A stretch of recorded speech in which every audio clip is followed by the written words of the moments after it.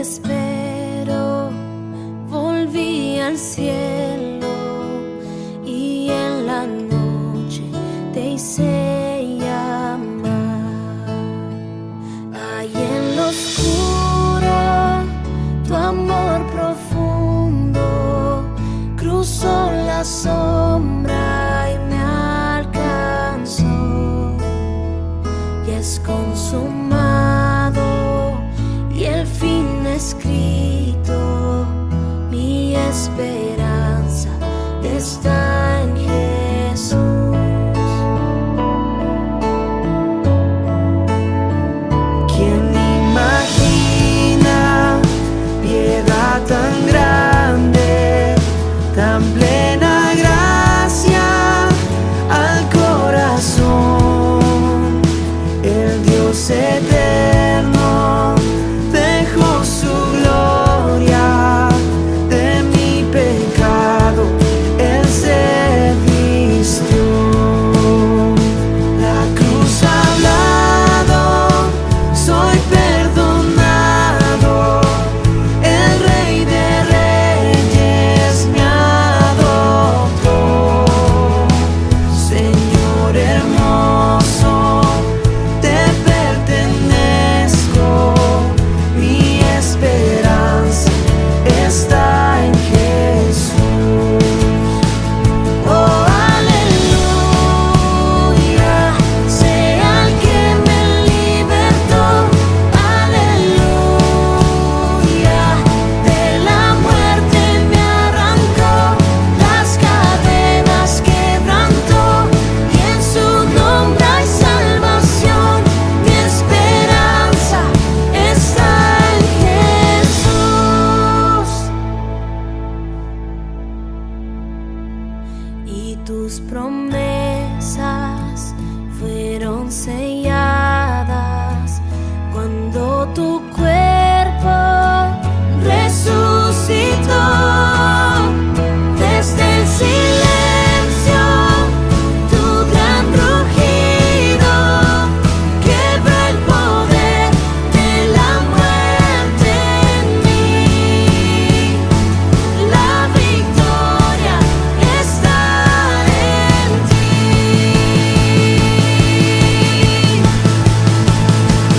Oh, aleluya, sea el que me libertó, aleluya,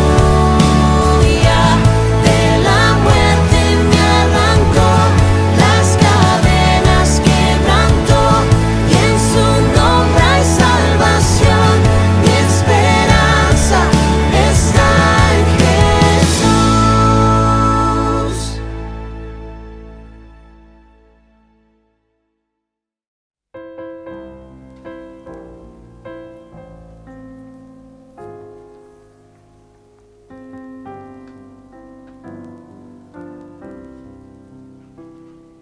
¿Cómo podré estar triste, como entre sombras ir?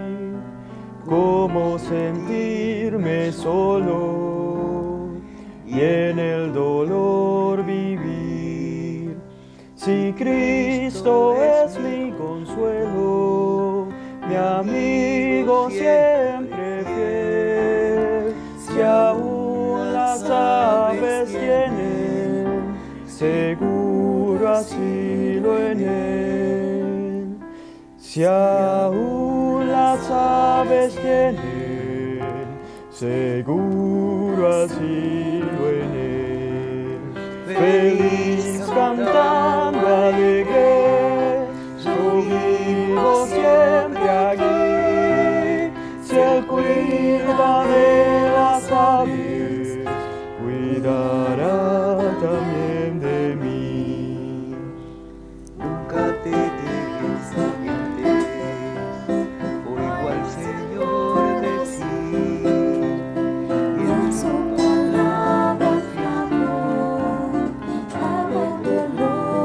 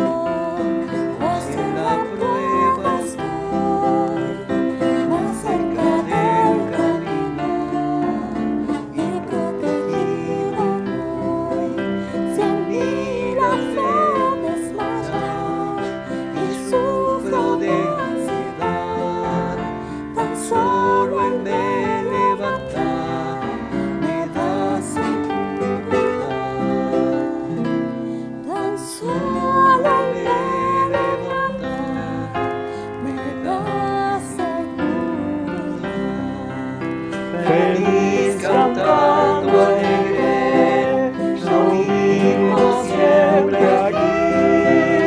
Si Él cuida de las aves, cuidará también de mí.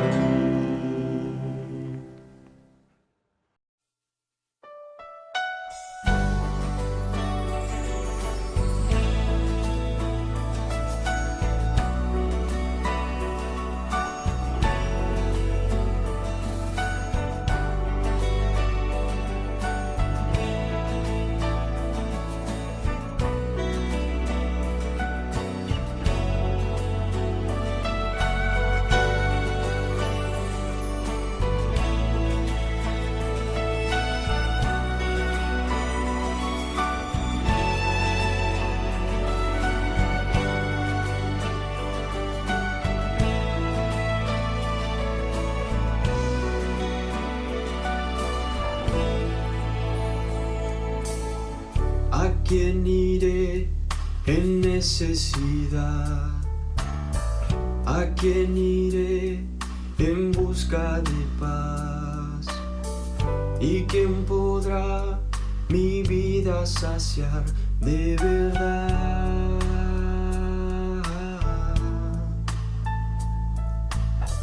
¿Quién más tendrá de mi compasión y entenderá mi corazón? ¿Quién cambiará mi eternidad sino tú, Jesús? Cristo, ¿a dónde más podría ir?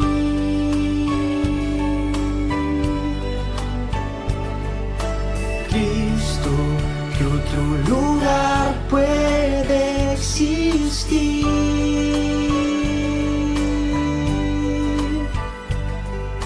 Solo tú tienes palabras de amor, camino al Padre y verdad eres tú. Cristo, ¿a dónde más podría ir?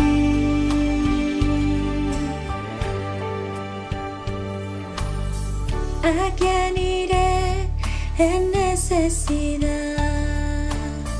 ¿A quién iré en busca de paz? ¿Y quién podrá mi vida saciar de verdad?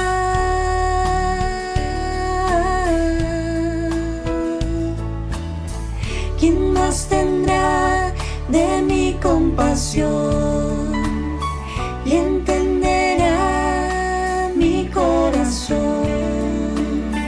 ¿Quién cambiará mi eternidad sino tú, Jesús? Cristo, ¿a dónde más podría ir?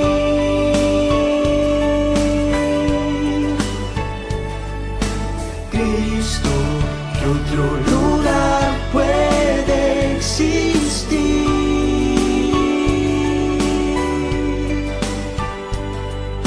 Solo tú tienes palabras de amor, camino al Padre y verdad eres tú.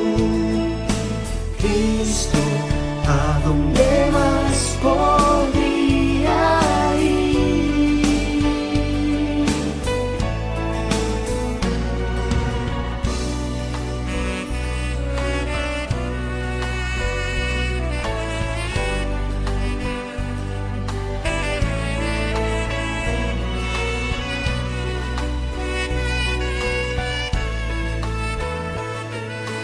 Cristo, ¿a dónde más podría ir?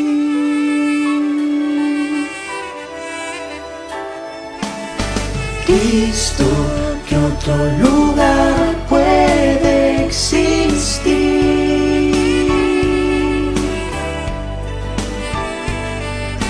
Solo tú tienes palabras de amor, camino a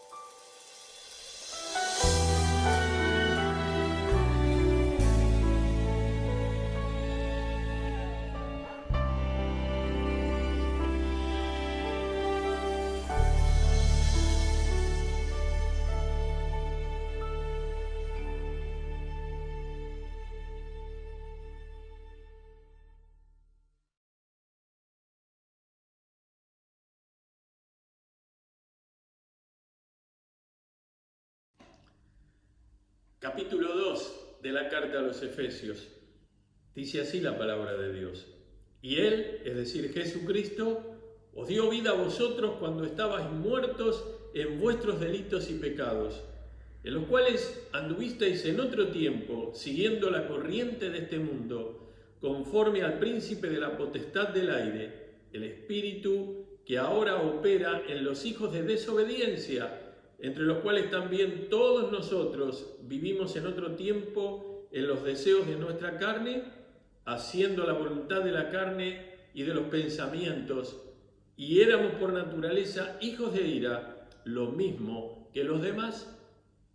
Pero Dios, que es rico en misericordia, por su gran amor con que nos amó, aun estando nosotros muertos en pecados, nos dio vida juntamente con Cristo. Por gracia sois salvos. Y juntamente con Él nos resucitó y asimismo nos hizo sentar en los lugares celestiales con Cristo Jesús, para mostrar en los siglos venideros las abundantes riquezas de su gracia en su bondad para con nosotros en Cristo Jesús. Porque por gracia sois salvos por medio de la fe, y esto no de vosotros, pues es don de Dios, no por obras, para que nadie se gloríe, porque somos hechura suya, creados en Cristo Jesús para buenas obras, las cuales Dios preparó de antemano para que anduviésemos en ellas. Por tanto, iglesia querida, acordaos de que en otro tiempo vosotros, los gentiles, en cuanto a la carne, erais llamados sin circuncisión, por la llamada circuncisión hecha con mano en la carne. En otro tiempo estabais sin Cristo, alejados de la ciudadanía de Israel y ajenos a los pactos de la promesa, sin esperanza y sin Dios en el mundo. Pero ahora en Cristo Jesús, vosotros que en otro tiempo estabais lejos, habéis sido hechos cercanos por la sangre de Cristo, porque Él es nuestra paz, que de ambos pueblos hizo uno, derribando la pared intermedia de separación, aboliendo en su carne las enemistades, la ley de los mandamientos expresados en ordenanzas, para crear en sí mismo de los dos un solo y nuevo hombre, haciendo la paz, y mediante la cruz reconciliar con Dios a ambos en un solo cuerpo, matando en ellas las enemistades.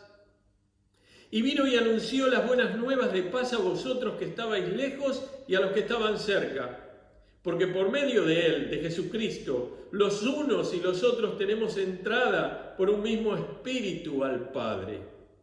Así que ya no sois extranjeros ni advenedizos, sino conciudadanos de los santos y miembros de la familia de Dios, edificados sobre el fundamento de los apóstoles y profetas, siendo la principal piedra del ángulo Jesucristo mismo, en quien todo el edificio, bien coordinado, va creciendo para ser un templo santo en el Señor, en quien vosotros también sois juntamente edificados para morada de Dios en el Espíritu.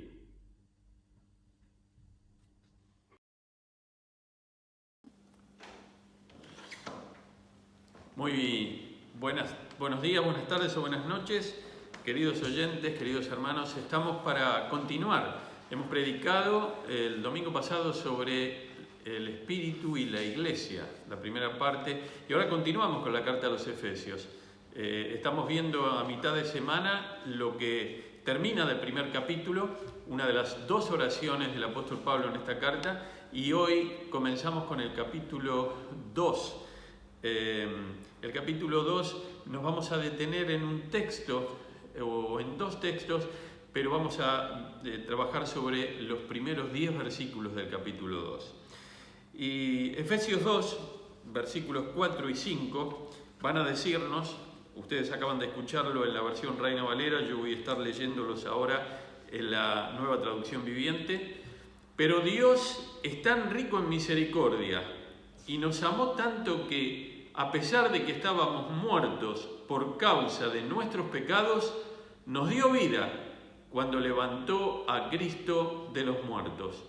Es solo por la gracia de Dios que ustedes han sido salvados, pues nos levantó de los muertos junto con Cristo y nos hizo sentar o nos sentó con Él en los lugares celestiales, porque estamos unidos a Cristo Jesús.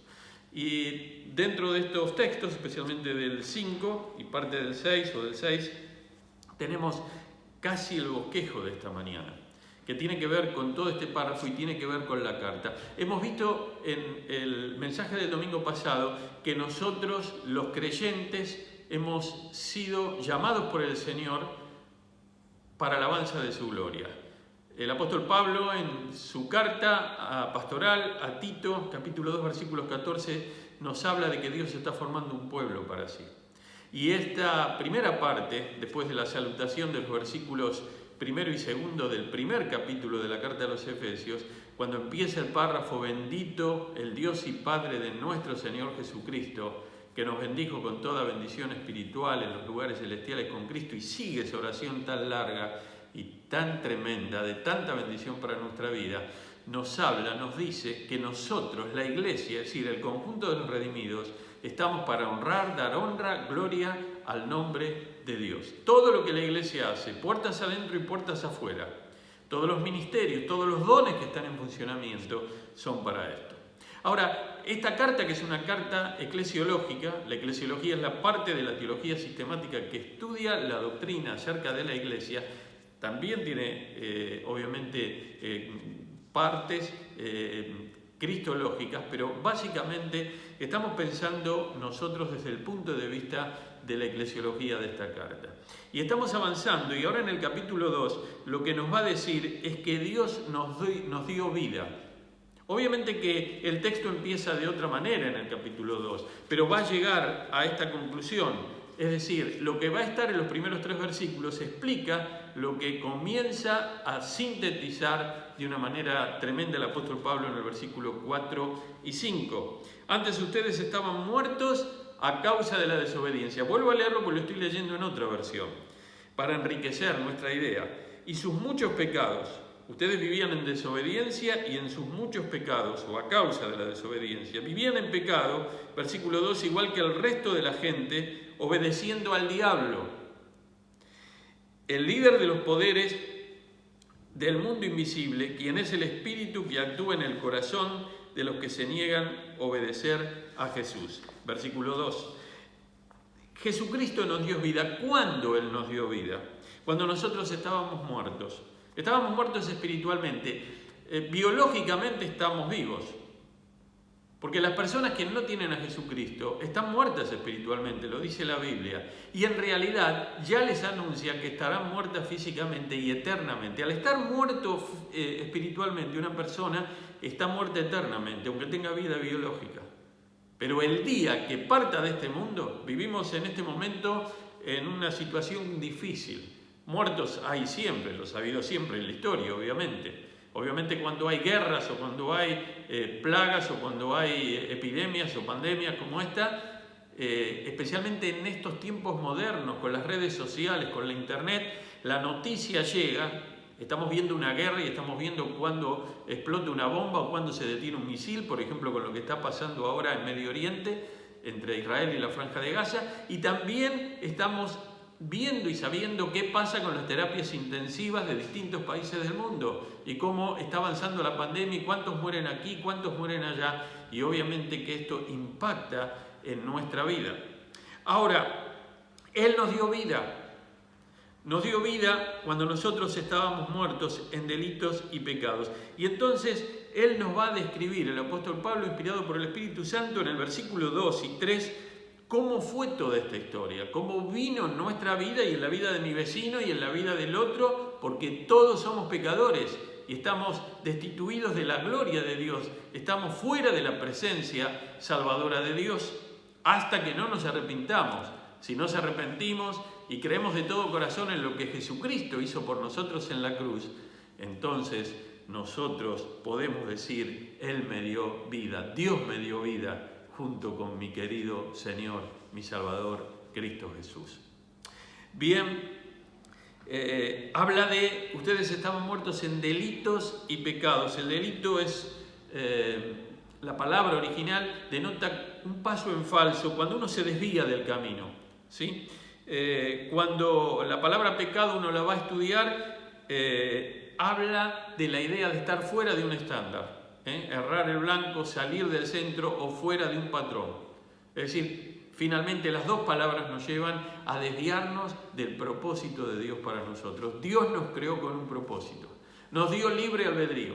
Génesis 1 y Génesis 2, los primeros dos capítulos de la Biblia hablan del tiempo de la creación de los cielos y de la tierra y de la creación del hombre, de la creación del ser humano, Adán, y luego de una costilla de Adán el Señor crea a la mujer, a Eva. Allí no hay pecado, el pecado es introducido en el capítulo 3 porque el hombre desobedece a Dios. Dios le dio libertad para que él eligiera, lo creó a imagen y semejanza suya y el hombre pecó y eligió comer el fruto del árbol prohibido. Ahora Pablo va a decirnos aquí, nos habla la iglesia, esa iglesia que es para alabanza de su gloria, y nos dice, recuerden de dónde el Señor los sacó. Y nosotros podemos decir en esta mañana, recordemos todos, también el apóstol Pablo, el Señor lo salvó a Pablo, el Señor salvó a cada uno de nuestros hermanos de la iglesia primitiva y a lo largo de toda la historia del cristianismo. Ellos ya están en la iglesia triunfante y nosotros vamos hacia ellos, esperando el día bienaventurado de la resurrección de los muertos. Y bendita aquella última generación de la historia cuando vea al Señor en el aire y sean transformados, sean arrebatados para recibir al Señor en las nubes y junto con aquellos que se levanten de la primera resurrección o en la primera resurrección, iremos para estar para siempre con el Señor. Recuerden ustedes cómo anduvieron, porque lo que el apóstol Pablo intenta decir aquí, él va a obrar y muchas veces en la Biblia Dios trabaja con el contraste. Cuando ustedes hablan, yo me acuerdo con mi hija mayor, ella fue la primera hija, uno aprende a ser padre y el hijo mayor muchas veces paga platos rotos, pero nosotros intentamos siempre, y nosotros, no solo su madre, mi esposa, quien les habla, sino sus tías, mayoritariamente, que eran las que le contaban historias. ¿Y qué hace uno con una criatura? Y yo no me voy a olvidar nunca, la criatura está muy atenta cuando uno declama la historia. La cultura oral se aplica en los primeros años de la vida, por eso es tan importante el Antiguo Testamento en la enseñanza de los niños, en los conceptos más prácticos, más concretos, más directos. Y entonces, ¿cómo hace uno para entusiasmar a un chico, para sorprenderlo? Trabaja con los diminutivos y con los aumentativos. Y eso es tremendo. Cuando uno va a decir que vino un animal que era muy grande, siempre le hablaba y le comparaba a los animales como un elefante o como una ballena. Y entonces le decíamos que era muy grande y mi hija mayor hacía grande y ella lo hacía grande, repetía y después le hablaba de un pajarito y onomatopéyicamente haciendo los sonidos de los animales. Chiquitito, decía ella, porque el contraste trabajaba en su proceso de comprensión.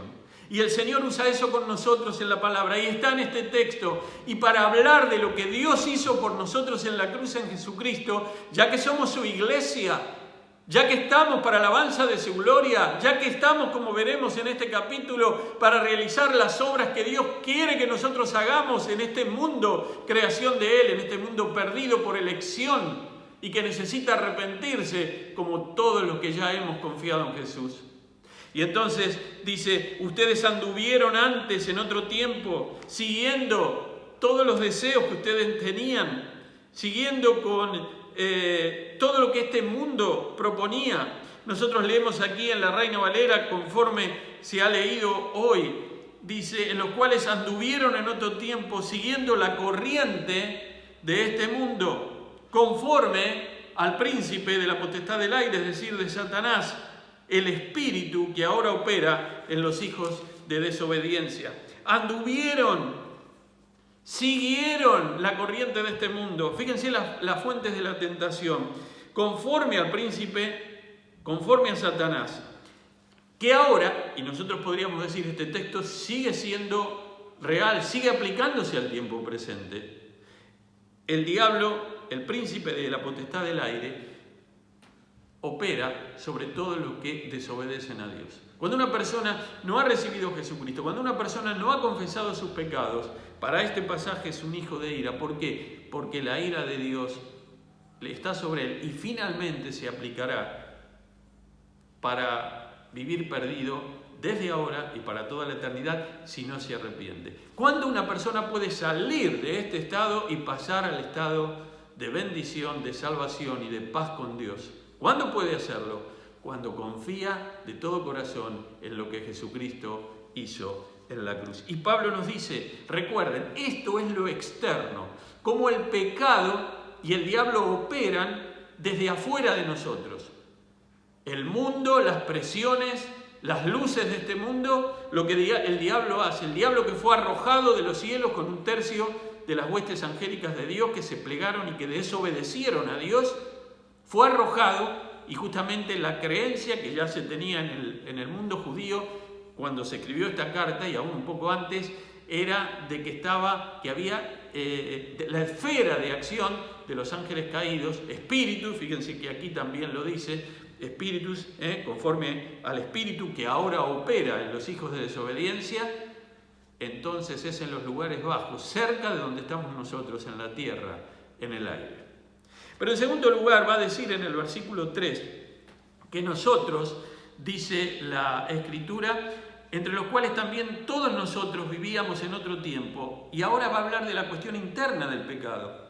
Porque no todo el pecado que nosotros cometemos tiene que ver con lo que el diablo nos tienta. También hay deseos, es lo que llama la Biblia la concupiscencia, internos, los deseos de nuestra carne, haciendo la voluntad de nuestra carne y los pensamientos. Y éramos por naturaleza hijos de ira. Éramos por naturaleza hijos de desobediencia, hijos de ira. Entonces, deseos, los deseos de mi carne, los deseos que tienen que ver con los pecados sexuales, con la lujuria, que es un pecado sexual desenfrenado, los deseos que tienen que ver con el apetito, con la comida desenfrenada, los deseos que tienen que ver con el morbo en todos los aspectos, no solamente en el aspecto sexual. ¿Cuántas personas hay que teniendo inteligencia y teniendo lo suficiente económicamente hablando, son personas que tienen negocios y que tienen empresas y parece que disfrutaran de perjudicar al prójimo? Parece que hay un morbo que cuando uno hace un negocio y esa persona está alejada de Dios, no pasa con todos, pero pasa con algunos, lo que tratan de hacer es perjudicar engañando. ¿Cuántas veces uno envía una muestra a un cliente, a una corporación, a un ensayo, para que se haga el ensayo y se verifique que cumple los parámetros que el cliente prescribe, y luego cuando se hacen las entregas llevan productos en los cargamentos que no son los que se mandaron a ensayar? Hay como un morbo, porque si yo le saco a la mercadería de calidad insumos y los bajo por insumos de menor calidad o de menor calidad, obtengo mayores ganancias, pero estoy robando, estoy engañando. Y eso es lo que está mencionando aquí. No le echemos la culpa al diablo de todo. Las fuentes de la tentación, sí, una es el diablo, importante, el mundo y los deseos de la carne, dice Juan en su primera carta. Haciendo entonces la voluntad de la carne. Fíjense, el creyente, ¿qué hace? ¿Qué anhela hacer? La voluntad de Dios. ¿Qué hacíamos antes de conocer a Jesucristo? La voluntad de nuestra carne y todo lo que manejaban nuestros pensamientos. La Biblia dice que donde se genera el pecado, se genera aquí, se genera en nuestro pensamiento. Hijos de ira. Ahora, yo recuerdo a personas, nací en una iglesia, aprendí a caminar, mi abuelo era pastor en la iglesia de Lanús, vivía allí en el templo, en el fondo del templo, en la casa pastoral. Y yo vivía a 10 cuadras, pero allí aprendí a caminar. Entonces vi tanta gente, aún de niño, porque cuando uno está en las iglesias ve la gente que es transformada por el poder del Señor, y también ve la gente que empezó arando, ¿vieron cómo se dice vulgarmente? Empezó arando, escupiendo barro, parecía que se llevaba al mundo por delante y en poco tiempo se apartó. Pero aquellos que han sido salvos por el poder transformador de Jesucristo cambiaron sus vidas y las transformaron de una manera tremenda. Yo podría mencionar varios casos, pero voy a mencionar 2 casos que a mí me impactaron. No eran de la iglesia de Lanús.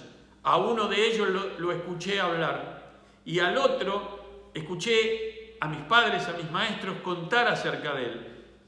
Y fui amigo y hermano del hijo de él, que por un tiempo fue miembro de la iglesia de Lanús, el pastor, luego pastor Roberto Avellaneda. El padre de él era el conocido Pibe Avellaneda.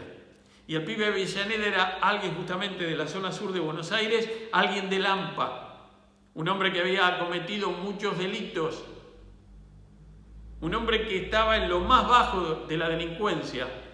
Fue tomado preso y a través de la obra carcelaria, donde el Evangelio fue predicado, cosa que siempre tenemos que hacer, no solamente en las cárceles, en los hospitales, proclamar a Jesucristo. No vayas a creer que vos no podés hablar. Sí, hay personas que tienen dones sobrenaturales especiales en la evangelización, pero todos podemos dar testimonio del Señor y la palabra no vuelve vacía. El Pibe Avellaneda se convirtió, estando en la cárcel, y salió transformado por el poder de Jesucristo. Había entrado un delincuente a la cárcel y salió un predicador, salió alguien que fue transformado. Qué tremendo, él predicó. ¿Se imaginan el testimonio de escuchar a una persona así? Que podía hablarle a todos, pero especialmente a tantas personas que estaban en el mundo bajo, en el mundo de la delincuencia.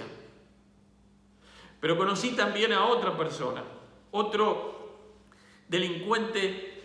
Fue el exterminador Burgos. Burgos había matado, si la memoria no me falla, 11 o 12 mujeres hace muchas décadas atrás. Yo ya lo conocí cuando él salió de la cárcel, salió sordo, lo apalearon, ustedes saben lo que es el mundo interno de una prisión. Entró con todo ese prontuario y le dieron tantas palizas adentro que quedó como aturdido. Pero él conoce en la cárcel otro que conoce y es transformado por el poder del Señor.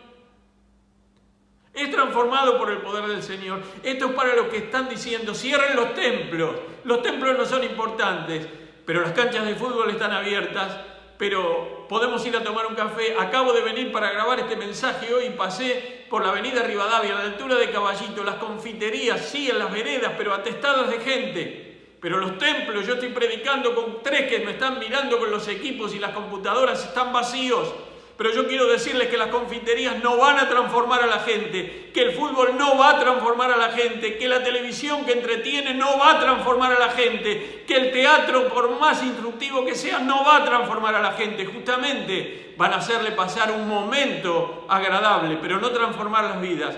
Pero el Evangelio de Jesucristo cambia las vidas. Este es el mensaje que la Iglesia del Señor proclama en todo el mundo, en todo el globo, en todo el planeta azul, en este tiempo y especialmente en todos los usos horarios en este día.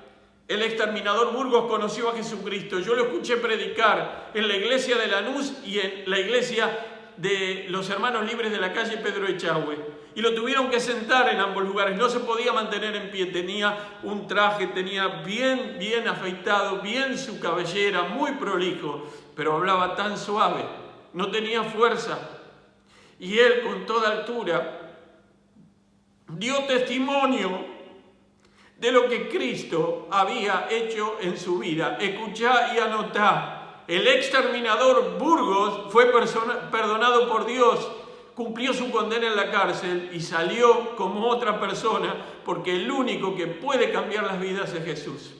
Solo el poder de Dios puede cambiar tu ser, la prueba yo te doy, Él me ha cambiado a mí, ¿no ves que soy feliz sirviendo al Señor? Nueva criatura soy, nueva soy. ¿Para qué? ¿Por qué todo esto? ¿Por qué este contraste? Porque va a llegar al capítulo 2, versículo 4, y dice la Biblia aquí en la Reina Valera, pero Dios, ese pero. Bueno, hay varias palabras que nos dicen en la palabra que tenemos, en la palabra o en cualquier texto en castellano. Si uno toma un libro y lo abre y lo empieza a leer en cualquier página, y el autor va a decir después de un punto final, pero, o de una pero, entonces hay que leer lo que viene antes. Porque lo que sigue, la cláusula que sigue, el pensamiento que sigue está asociado. Y entonces Pablo va a decir aquí, pero Dios, que es rico en misericordia, por su gran amor con que nos amó, aun estando nosotros muertos en pecado, nos dio vida juntamente con Cristo. Por eso el primer punto de este mensaje es, Dios nos dio vida. Estábamos tan perdidos, no merecíamos ser salvos. La depravación del pecado comandó nuestras vidas de tal manera que nos constituimos en hijos de desobediencias, en hijos de ira, es decir, se nos acredita la ira de Dios sobre nuestro pecado y sobre nuestras transgresiones. Pero la Biblia dice que Dios es rico en misericordia. Mire, cuando Dios obra, siempre Dios obra en la Escritura y obviamente al día de hoy, porque la Escritura nos habla de quién es Dios, podemos conocerlo a través de la Biblia. Dios se manifiesta siempre con todos sus atributos a la vez. Nunca se manifiesta con un atributo a expensas de otro. Así que el Dios que es rico en misericordia es rico en justicia. El Dios que es rico en misericordia es rico en poder. El Dios que es rico en misericordia es rico en amor. Y entonces aquí nosotros leemos que su gran amor, porque es increíble cómo en la construcción de todas las oraciones en el lenguaje original, el concepto aquí es que Dios es misericordioso, pero no dice Pablo, Dios, pero por la misericordia de Dios. Podría decirlo, pero es tan grande la misericordia de Dios comparado con nuestro estado de pecado que Pablo empieza a pincelar, lo hace en toda esta carta, empieza a pincelar utilizando adjetivos y oraciones que a veces son largas y a veces no son tan fáciles de seguir con la mente. A veces un buen ejercicio es empezar con la idea central. La oración que nosotros leemos aquí en el capítulo 2, versículo 4 dice, Dios es rico en misericordia. Ahí esto se entiende, pero va a explicar por qué. Por su gran amor con que nos amó. Pero va a seguir explicando, aún estando nosotros muertos en pecados, nos dio vida juntamente con Cristo. A ver, es rico en misericordia porque estando en pecado nos dio vida con Cristo. Y entonces, de esa manera, se hizo efectiva esa misericordia por su gran amor con que Él nos amó. Gloria sea al Señor. Miren, si estuviéramos en un templo, si tuviera la oportunidad de tener un coro, bueno, lo tuve algún tiempo cuando llegué acá en Caballito, cantó el coro varias veces. Si yo tuviera un coro en un templo lleno, pediría al director de música que cante el coro. Tal vez hubiera parado aquí y hubiera cantado algunas de las tantas canciones o tantos himnos que hablan del gran amor de Dios y de la misericordia de Dios para nosotros. El tiempo es tirano y tengo que terminar este mensaje. Y quiero terminar justamente con el mismo bosquejo natural de este pasaje, porque también nos dice no solamente que Dios nos dio vida espiritual. Hoy tenemos vida física, podré morir, pero yo he confiado en Jesucristo y tengo la vida eterna. La muerte de un creyente es la muerte física, pero no la muerte eterna. La muerte de un incrédulo es muerte física, pero ya tiene la muerte eterna. Va a resucitar en la segunda resurrección, pero va a ir a la perdición. Eso dice el Evangelio, pero el Evangelio remarca el tema de que Dios quiere que todos sean salvos. Vos tenés la decisión. Y yo te animo, antes de terminar este mensaje, que entregues tu vida. El Espíritu y la Iglesia, vos podés ser parte de la Iglesia del Señor, aquí en Caballito o en cualquier otra expresión local, para honrar y dar gloria al nombre del Señor. El versículo que hemos leído nos dice también que Dios nos resucitó con Cristo. El diablo opera en los hijos de desobediencia, en las partes bajas, en el aire, podríamos decir cerca de lo que conocemos como el planeta Tierra. No lo vemos, pero está. También están los seres angélicos de Dios. Son espíritus ministradores, dice la carta a los Hebreos. Y entonces va a decir, ¿qué hay en este mundo? ¿Qué es lo que anda pululando el diablo con sus huestes? Está ese espíritu del mundo. ¿Cuántas veces uno lo ve en las películas o ha leído libros? Está la carne en todas las épocas de la historia. Eso nos lleva a la muerte espiritual y la muerte física. El que nace una vez muere 2 veces. El que nace de la panza de su mamá muere 2 veces. Pero el que nace 2 veces muere 1 vez. ¿Cómo, pastor? Sí, el que nace de la panza de su mamá y luego nace a la nueva vida en Jesucristo. Por eso Dios es dador de vida. No solo porque el Salmo dice, tú me tejiste en el vientre de mi madre y me diste vida. El milagro de la vida, el milagro de la vida, el ser que está en el seno materno desde su concepción, tiene vida. Tú me tejiste, así lo dice el Salmo en el Antiguo Testamento, en el vientre de mi madre. Pero en Cristo tenemos buena vida, es nueva vida. Hemos sido recreados en Cristo cuando confiamos en Él. Todos tienen la posibilidad de ser recreados en Cristo si confían en Él. Pero en Dios entonces tenemos vida, resurrección con Cristo. Por eso lo dice el verso 6 que hemos leído. Juntamente con Él nos resucitó. Dios Padre nos resucitó con Cristo. ¿Cómo es eso? ¿Sí? En el momento en que el poder incomparable de Dios levantó a Jesucristo de la muerte, en ese momento, dice el apóstol Pablo, se sella y se garantiza la recreación de todos los que crean en el Señor. Hemos sido resucitados espiritualmente y lo seremos, obviamente, físicamente, cuando se cierre la historia con Cristo. Esta redención, esta obra de redención en la cruz, que tiene que ver no solo con el comienzo de mi salvación, creyendo y confiando los pecados, mis pecados al Señor, sino que tiene que ver con mi santificación, con mi esperanza, con lo que yo tengo que realizar en este mundo, la misión que Dios tiene para mí. Él me ha sacado de los lugares bajos, si ustedes quieren, y me ha resucitado con Jesucristo. Y entonces empalmo con el otro punto, y antes de empalmar, quiero que pensemos, la iglesia y el Espíritu, o el Espíritu y la iglesia para alabanza de su gloria, pero Pablo, antes de seguir, dice, estos que ahora conforman la iglesia para alabanza de su gloria, fueron sacados de aquí. Yo, vos, los que me están escuchando aquí, los que van a escuchar este mensaje, que hemos sido transformados, sí, pero antes todos estábamos como los que ahora están todavía, tal vez vos que estás escuchando, sin confiar en el Señor. ¿Qué nos va a decir esto? Partimos de una situación de pecado, ¿y a dónde vamos a arribar? Es como un tren que sale de una estación, la estación muerte, la estación pecado. Pero si ese tren es el tren de los que llevan a los que han confiado en Jesucristo, llega a la estación vida eterna. En el mismo momento que confiamos, el Espíritu de Dios viene. Confiamos en Jesús, el Espíritu de Dios viene y sella nuestra salvación. Y luego vamos avanzando en nuestro proceso de llegar a ser como Cristo.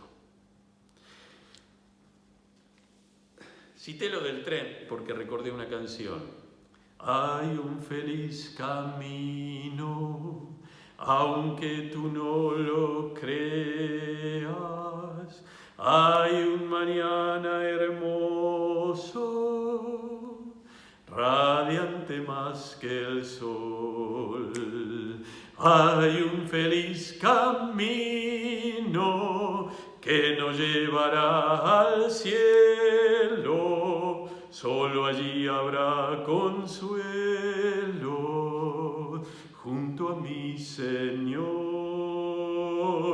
Hay un feliz camino que nos llevará al cielo, solo allí habrá consuelo junto a mi Señor.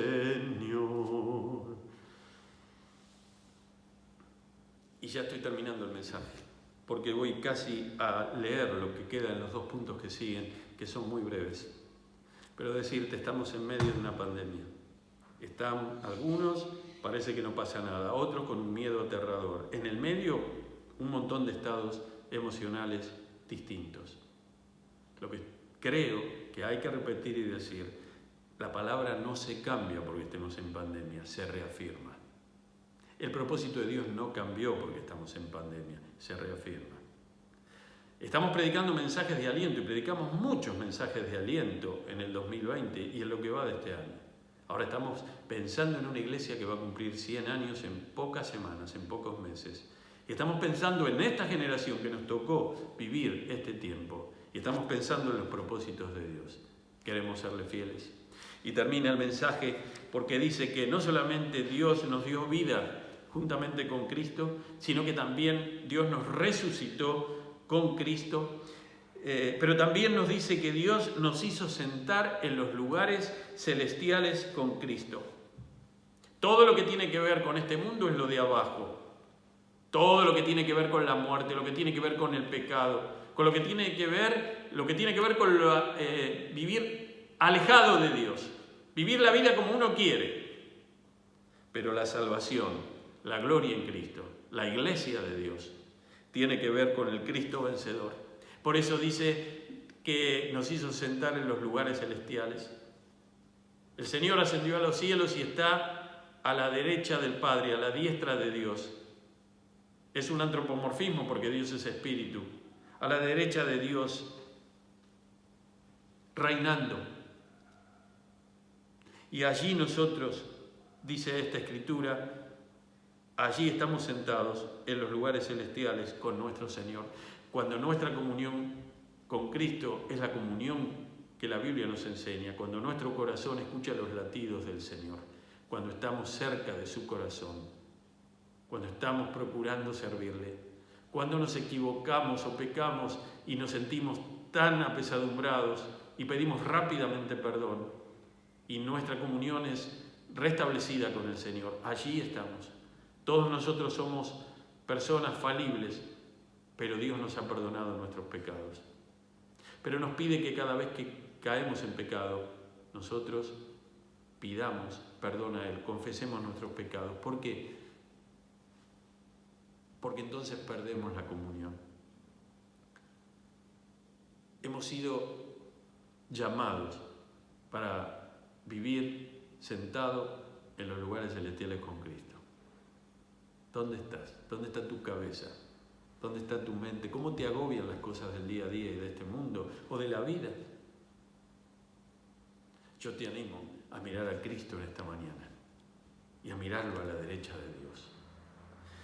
Por último, nosotros tenemos en este texto que hemos leído una palabra, permítanme que voy a tomar, mientras predicaba se me cayó el Nuevo Testamento de la Nueva Traducción Viviente, y entonces quiero leerlo de aquí.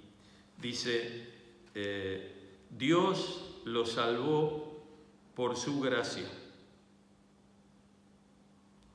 Dios lo salvó por su gracia. Ustedes no tienen ningún mérito. Es un regalo de Dios. La salvación no es un premio por las cosas buenas que hayamos hecho. Así que ninguno de nosotros puede jactarse de ser salvo. Pues somos la obra maestra de Dios. La Reina Valera dice hechura suya. Él nos creó de nuevo en Cristo Jesús, nos recreó, a fin de que hagamos las cosas buenas que preparó para nosotros tiempo atrás. Fíjense, los propósitos de Dios se cumplen. La historia no es cíclica, la historia avanza al punto medio de la historia. Dios tiene el plan es de Dios. Los hombres creen que el plan es de ellos, los poderosos se creen que el plan es de ellos, no es de ellos. Los gobiernos creen que ellos tienen los planes. Las medidas de gobierno que suceden en todos los países del mundo, con distintos sistemas de gobierno. Sin embargo, la Biblia nos dice que Dios tiene la historia en sus manos. La historia no es cíclica, avanza a la consumación, al propósito eterno de Dios. Él, nos dice el verso 7, Él, y ahora sí me remito a la Reina Valera, nos hizo sentar en los lugares celestiales con Cristo para mostrar en los siglos venideros las abundantes riquezas de su gracia. Es decir, otra vez, para mostrar su gracia. Pero esto es tan grande, tan contrastante, que Pablo va a agregar distintas palabras o frases que nosotros tenemos aquí en esta versión en castellano, diciéndonos, podría haber dicho para mostrar en el futuro su gracia, sin embargo dice las abundantes riquezas. La gracia de Dios es el favor inmerecido de Dios, viene cargado de riquezas. Es algo tan grande, por eso se hace énfasis, por eso el Espíritu Santo inspiró a Pablo y machaca sobre este tema en sus cartas.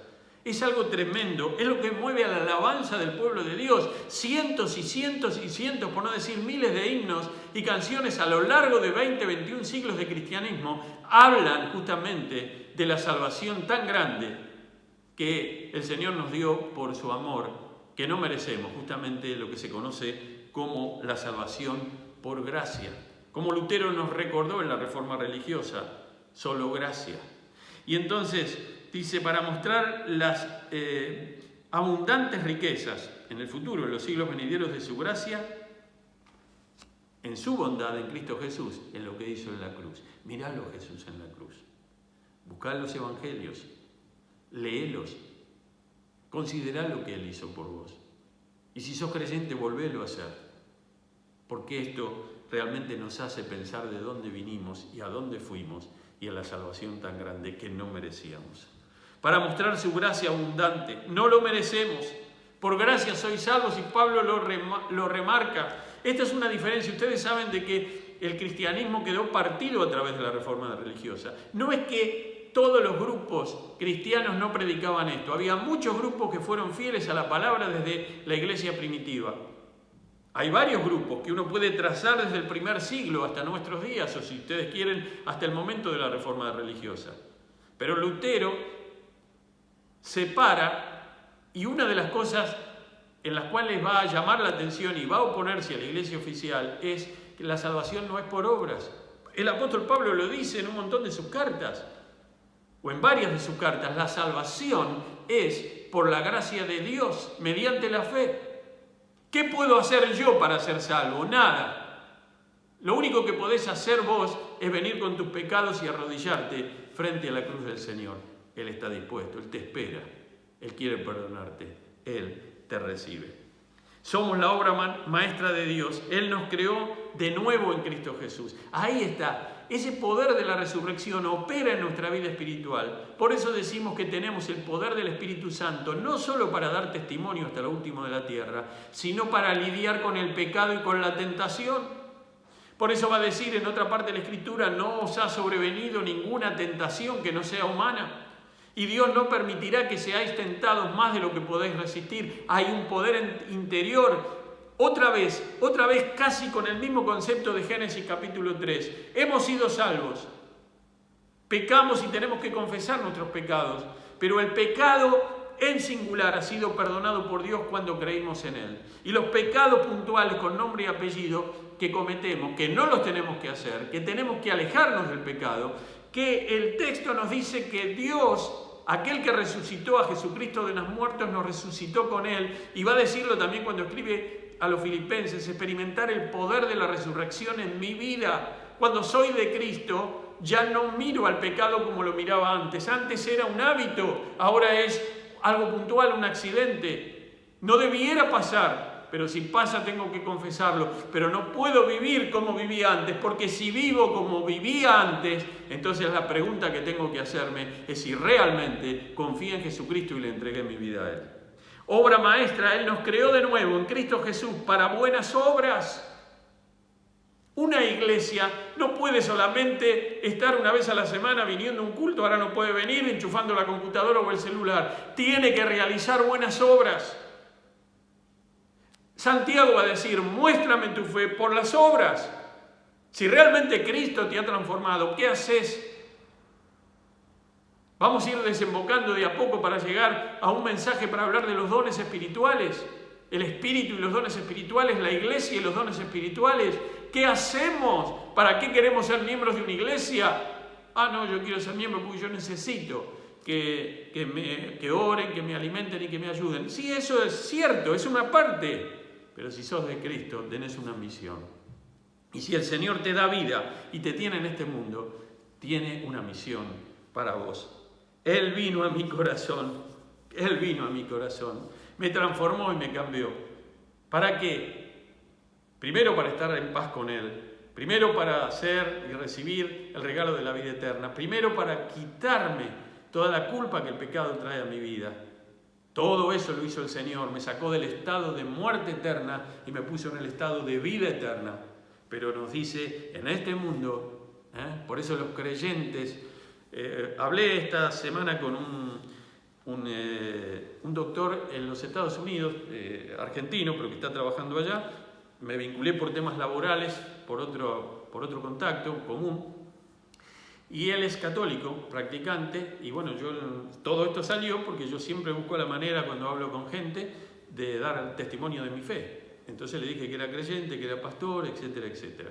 Seguimos hablando y me dijo, tengo una contadora amiga, y ella me dijo, una mujer, es evangélica como vos, me dice. Y ella me dijo, ¿sabés cuál es la diferencia entre los católicos y los evangélicos? Dice, la diferencia es que nosotros los evangélicos traemos el cielo a la tierra. Esto también estuvo en la Reforma presente. Nosotros no vivimos nuestra vida, es decir, pienso en el cielo y acá que pase lo que pase. No. Pienso en el cielo y mirando a Jesucristo, puesto los ojos en Jesús, la iglesia avanza. ¿Para qué fuimos transformados? No solamente para que la gente mire y nos saque una foto, sino para trabajar, para obrar, para servir, para ser proactivo con el mensaje, para ser proactivo con buenas obras, a través de la ayuda, a través de la educación, a través del acompañamiento de la gente o de lo que sea que Dios ponga en nuestras manos. No nos quedemos, iglesia. Cuán glorioso es el cambio operado en mi ser, viniendo a mi vida el Señor. Hay en mi alma una paz que ansiaba tener, la paz que me trajo su amor. Él vino a mi corazón, Él vino a mi corazón. Soy feliz con la vida que Cristo me dio, porque Él vino a mi corazón. Es fantástico este himno, pero si me quedo con esto nada más, esto no pincela toda la vida cristiana, pincela el momento inicial. Lo que Cristo hizo en mi corazón cambió todo. Y al cambiarme a mí, empieza a repercutir, a influenciar en el entorno. Querida iglesia, valoremos la salvación y estemos dispuestos. Pongámonos de pie en esta semana. Pongámonos de pie a los que están cansados, a los que están turbados, a los que están temerosos, a los que están alicaídos. Pongámonos de pie y digamos, Señor, gracias porque me has salvado. Usa mi vida de tal manera que pueda honrarte en medio de tu iglesia, en esta sociedad, en este mundo que tanto te necesita. Que tanto te necesita. Y quiero terminar leyendo un versículo en el capítulo 3 de la carta a Colosenses, versículo 1. Si pues habéis resucitado con Cristo, buscad las cosas de arriba donde está Cristo sentado a la diestra de Dios. Poned la mira en las cosas de arriba y no en las de la tierra. No perdamos el tiempo en cosas vanas de este mundo. Sirvamos de acuerdo al plan de Dios que Él tiene para nosotros en este mundo. Porque habéis muerto al pecado y vuestra vida está escondida con Cristo en Dios. Señor, que esta palabra sea tomada como siempre lo hace tu Espíritu, aun con los errores del que ha hablado, con las falencias, con la incapacidad humana del que transmite el mensaje. Pero tu palabra, Señor, que es poderosa, ingrese a nuestra vida y a nuestros corazones y obre para bendición y para poner en movimiento la iglesia conforme a las buenas obras que tú preparaste de antemano. Gracias por esta salvación tan grande. Señor, haz que a través de este mensaje, personas que están escuchando, miembros de nuestra iglesia que estarán reenviando este YouTube para que el mensaje sea escuchado, se entreguen a ti. Te lo ruego, Señor, da fruto a tu palabra, da fruto al testimonio, da fruto al ministerio de la iglesia en esta semana. En el nombre precioso de Jesús. Amén. Que Dios los bendiga.